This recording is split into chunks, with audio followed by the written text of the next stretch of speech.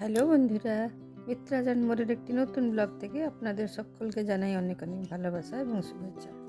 আজকে আমি একটি কুলের আচার রেসিপি আপনাদের সাথে শেয়ার করছি। এখন শীতকালও শেষ হয়ে গেছে আর এই কুলও প্রায় শেষ হয়ে এসছে। প্রথমে আমি আচারের জন্য নিয়েছি কিছু মশলা। এগুলো আমি কুলের পরিমাণ মতো নিয়েছি, আপনারাও এইভাবে পরিমাণ মতো নিয়ে নেবেন। মশলার মধ্যে এখানে আমি নিয়েছি শুকনো লঙ্কা, গোটা ধনে, জিরে, পানমধুরি, অল্প মেথি আর লঙ্কার গুঁড়ো। মশলাগুলো একটু কড়াইতে ভেজে নেব, একটু ঠান্ডা করেই তারপরে মিক্সিতে গুঁড়ো করে নেব।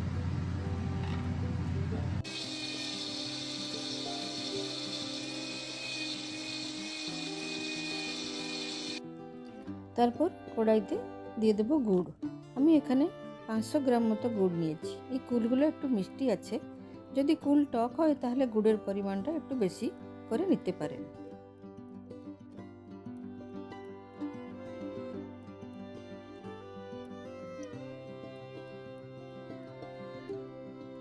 গুড়ের মধ্যে জল দিয়ে একটু গরম করে গুড়টাকে একটু ছাঁকনি দিয়ে ছেঁকে নেব। বাজার থেকে কেনা গুড়ে অনেক রকমের ধুলোবালি থাকে, তাই ছাঁকাটাই ভালো।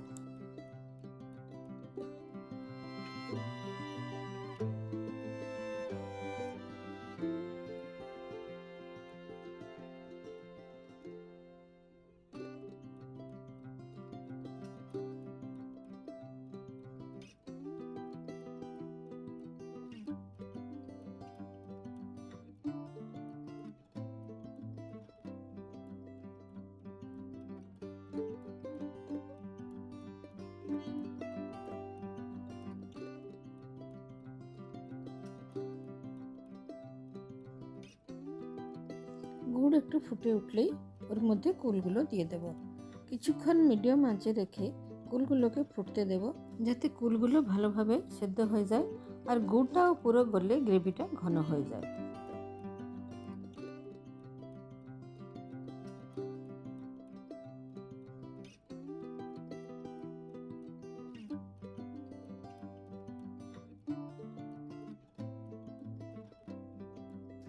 এবারে এর মধ্যে স্বাদ মতো নুন আর ভাজা মশলা দিয়ে ভালো করে মিশিয়ে নেব।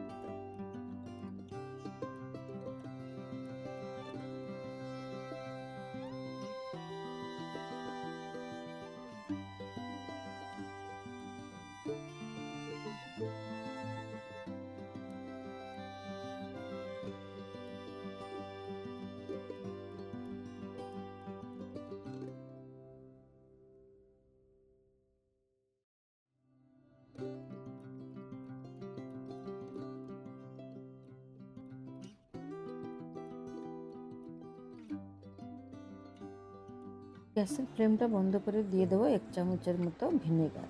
এই ভিনেগারটা প্রিজারভেটিভে কাজ করবে। আপনারা চাইলে ভিনেগারের বদলে লেবুও দিয়ে দিতে পারেন, এতে আচারটা বেশ কিছুদিন পর্যন্ত ভালো থাকবে। এবারে ভালো করে আচারটা মিশিয়ে নিয়ে ঠান্ডা হয়ে গেলে একটা কাচের জারের মধ্যে রেখে দেব।